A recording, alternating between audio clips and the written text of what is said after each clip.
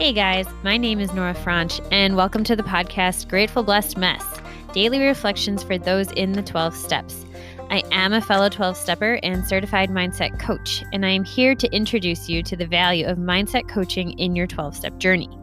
So if you feel like you are stuck in the steps, if you're slipping and sliding with your abstinence, mindset coaching may help you as it did me, and you can find me at catholicmindsetcoaching.com. These episodes are meant to invite you in to consider the truths of 12-step wisdom and to join in the very real struggle of living them in action. I hope that it feels almost like a mini meeting, and I invite you to contribute your own share on the Grateful Blessedness Facebook group to keep the discussion going. My comments are based on my own experience, so feel free to take what you like and leave the rest. But my hope is to encourage you on your own daily 12-step journey. As they say, you cannot stay clean on yesterday's shower. So without further ado, let's begin.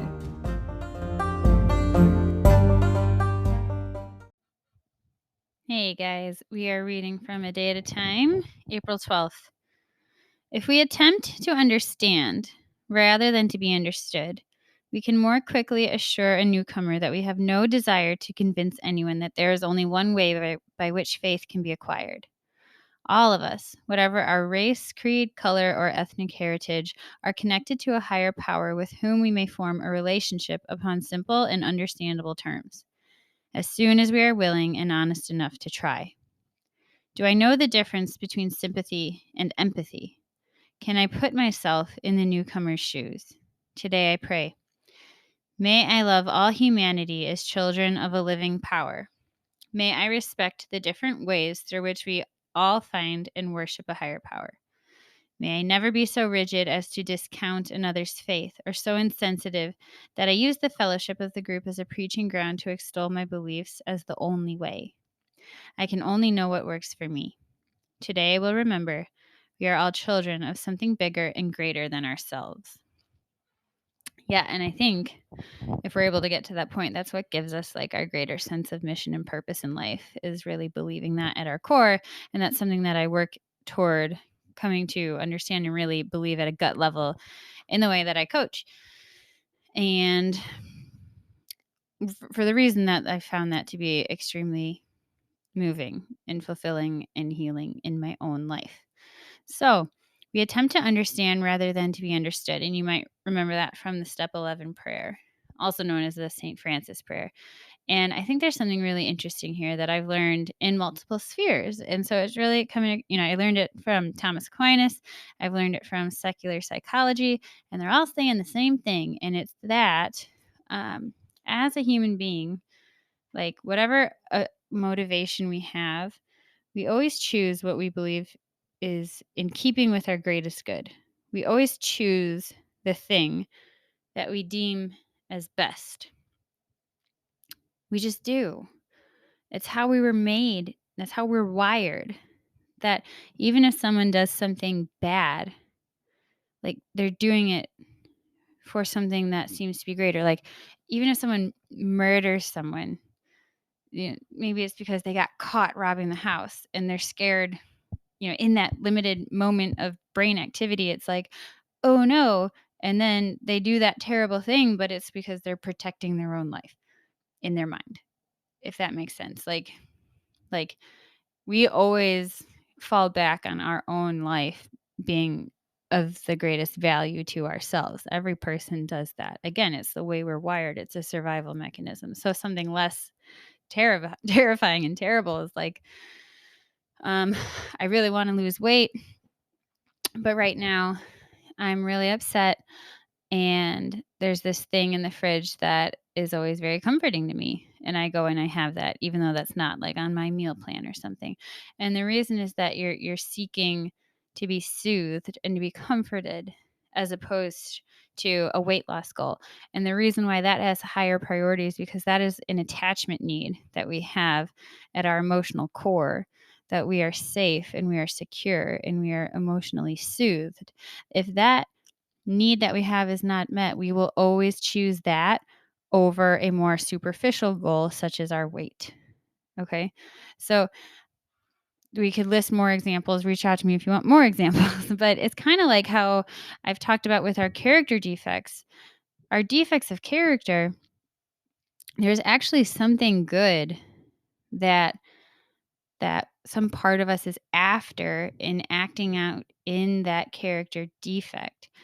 I think the only time where maybe this is like put into question is when you're completely addicted and it's the cycle of insanity. All right, so there is no logic. You know this is bad for you. You know you don't want to do it, but you do it anyway because you can't fight the addiction. All right, so that's when even the laws of the universe are like, what? That doesn't make sense. But that's how strong chemical addiction is. And so that's real. But in terms of our defects of character and in terms of simple behaviors and decision making and belief patterns, we always choose something that is perceived by ourselves to be good. And so what comes into play after that then is our perception of reality. Is it accurate? Because if it's not accurate, then we're not able to reliably determine what is good, what is best. And that's where coaching can really come in, because it's the beauty of another set of eyes and ears and another mind to look at things and challenge you and talk things through in a more neutral way to help you see and to help you understand what is what is what is real, what is accurate, helps you lovingly challenge maybe associations and belief patterns you have that are distorting and skewing reality to look a certain way. Like we talk about these cognitive biases, and I have a whole blog on that on my Catholic Mindset Coaching website, on the blog that I do for that. And I have a post about cognitive dissonance, about different cognitive distortions that we use. And one of them is like a negative lens. Like we just have this filter that we see, we can skew anything to appear negative, or we easily filter out what's good so that we only see what's negative. It's actually a cognitive distortion. It's something that skews reality, like those carnival mirrors. You don't actually look like how you look in the carnival mirror, but that's what you see. And if you don't know that something's distorting your image of reality, you're going to make choices based on that distorted image. And that is, I mean, how can you not? When you don't know any different, when you don't know what's going on, the only thing you can do is decide based on the information you have. And so that can be hard for some people who don't, most of us don't realize that what we're doing. And it's only until some behavior or some result is so upsetting to us that we seek help. And a great place to go for help is coaching. And I found it to be super duper helpful. And that's why I'm here today. But I still go to it because this is just an ongoing thing. And there's something really beautiful, and it's even just like the virtue of seeking counsel, of part of prudence, that we go to someone else and allow them to share how they see things.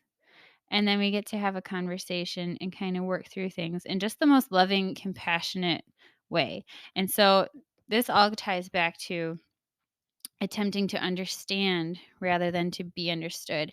Instead of hammering in on the perception that I have, the idea, the call here, and in 12-step work, what they're challenging you to do is to seek to understand, to seek the truth, to do your best to straighten out the mirror so that you can take in information accurately. And then you're able to live life freed of many character defects simply because you are now seeing the world in a more accurate way. So reach out if you're interested. And with that, I pass.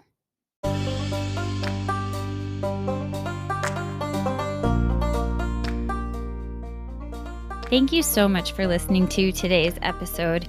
If you feel that mindset coaching could help you on your 12-step journey, please feel free to reach out and find me at catholicmindsetcoaching.com. This is not a replacement for 12-step work. This is something outside of the 12 steps.